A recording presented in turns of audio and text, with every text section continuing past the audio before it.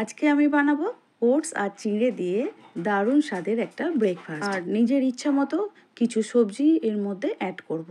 Tomato, গাজর, capsicum, পেঁয়াজ, ধনেপাতা এইগুলো আমি এর মধ্যে দেব। আর নেব আমি ছোট ছোট করে কেটে রাখা কাঁচা লঙ্কা। ওটস আর চিড়ে নিয়েছি। চিড়ে আমি ধুয়ে জল ঝারিয়ে নিয়ে চলে এসেছি। আর এক বাটি ওটস এখানে নিয়েছি। আর নিয়েছি টক দই। এবারে ওটস আর চিড়ে একসঙ্গে দিয়ে পরিমাণ মতো জল দিয়ে খুব ভালো করে একটা ব্যাটার বানিয়ে নেব। নমস্কার বন্ধুরা, শ্রাবণীর পাকঘরে সবাইকে স্বাগত জানাই। আশা করি সবাই খুব ভালো আছো, আমিও ভালো আছি। এই মুহূর্তে যে বন্ধুরা ইউটিউব চ্যানেল থেকে আমার ভিডিও দেখছো, লাইক, শেয়ার, সাবস্ক্রাইব করার অনুরোধ রইল। চিড়ে আর ওটসের মধ্যে দিয়ে দিচ্ছি 2 থেকে 3 চামচের মতো টক দই। টক দইটা আমি ফাটিয়ে রেখেছিলাম, দেখতেই পাচ্ছ। এবারে ওই বাটি দেওয়া জল টক দইয়ের দিয়ে দিলাম হাফ বাটির মতো জল। একটা স্মুথ পেস্ট বানিয়ে নিয়ে ফিরে এলাম। এবারে বাটিতে ঢেলে দিলাম। পেস্টটা মোটামুটি ভালোই ঘন আছে, সেই জন্য এই মিক্সিং জারটা আমি ধুয়ে সামান্য জল এর মধ্যে অ্যাড করে দেব। ঘনত্বটা কেমন হয়েছে নিশ্চয়ই দেখে বুঝতেই পারছো, একটু ঘন ঘনই আমি রাখবো।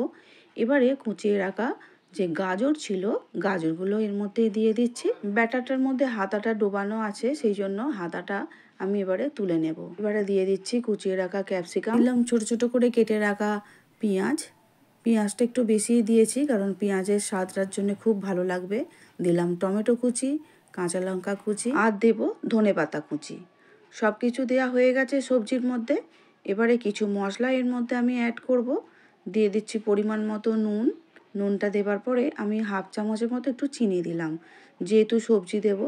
দিলাম জিরে গুঁড়ো, ধনে গুঁড়ো, চাট মশলা গুঁড়ো আর একটু সামান্য গোলমরিচের গুঁড়ো দিয়ে দিলাম। দিয়ে খুব ভালো করে নাড়াচাড়া করে সমস্ত কিছু ব্যাটারটার সঙ্গে মিশিয়ে নেব। ওটস আর চিড়ের ব্যাটারটা খুব ভালো করে রেডি হয়ে গেছে। এবারে এদিকে তাওয়া বসিয়ে দিয়েছি। তাওয়ার মধ্যে তেল দিয়ে দিলাম। তেলটা আমি প্রথমেই যেটা দিয়েছি, এই তেলটা কিন্তু বেশি হয়েছিল বলে আমি ঢেলে রেখে দিয়েছি।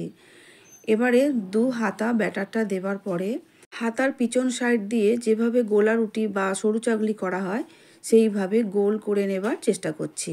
যেহেতু এখানে সবজি দেওয়া আছে না, একটু গোল হওয়াটা অসুবিধা আছে। এবারে ঢাকা দিয়ে দিলাম মিনিট 2-এর জন্য।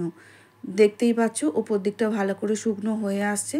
সেই সময় খুন্তির সাহায্যে চারিদিকটা একটু দেখে নিলাম যে এখনও একটু বাকি আছে। তারপর আবারও একটু নাড়াচাড়া করে দেখছি চারিদিকটা খুন্তির সাহায্যে ভালোভাবেই খুলতে শুরু করেছে।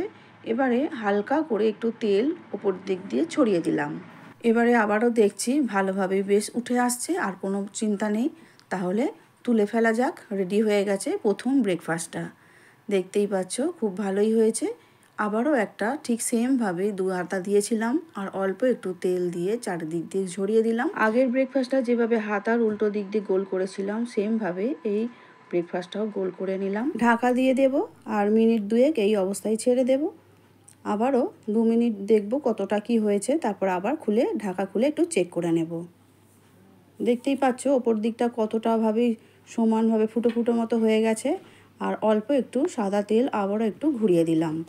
দিয়ে সেমভাবেই খুন্তির সাহায্যে এদিক ওদিক নাড়িয়ে চাড়িয়ে দেখে নিচ্ছি। দেখো পুরোটাই উঠে যাচ্ছে। অপর পিঠটাও উল্টে দেখিয়ে দিলাম যে এইভাবে একটু ভেজে নিতে হবে।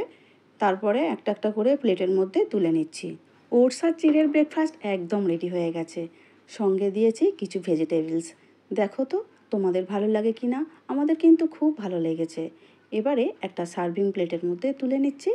আর যদি ইচ্ছা হয় সসের সঙ্গে পরিবেশন করতে পারো, বা কোনো আলু চচ্চড়ি, যেটা ইচ্ছা। আমার তো কোনো কিছুই লাগেনি, শুধু দিব্যি খেয়ে নিয়েছি, খুব ভালো লেগেছে। তাহলে তোমরা এইভাবে বানিয়ে দেখো। পুরোপুরি ভিতরটা সবজিতে ঠাসা, দারুণ খেতে হয়েছিল কিন্তু। বাচ্চা কিংবা বড়, অফিস কিংবা স্কুলের টিফিনের জন্য খুবই দারুণ একটা টিফিন কিংবা ব্রেকফাস্ট। রাতের দিকে কোথাও থেকে বাড়ি ফিরলে আটা মাখতে ভালো লাগে না, আটা মাখরে বেলরে শেকরে, তার থেকে ভালো এইভাবে বানিয়ে নাও, এক পদেই খাওয়া হয়ে যাবে রাত্রিরের ডিনার। আমার মতো করে এইভাবে চিড়ে আর ওটসের ব্রেকফাস্ট তোমরাও কিন্তু বানিয়ে দেখো। আর ভালো লাগলে অবশ্য কমেন্টে জানিও। তাহলে দেখা হবে অন্য কোনো দিন অন্য ভিডিও নিয়ে। সবাই খুব ভালো থেকো, সুস্থ থেকো বন্ধুরা। আজকের ভিডিওটা দেখার জন্য অসংখ্য অসংখ্য ধন্যবাদ সবাইকে।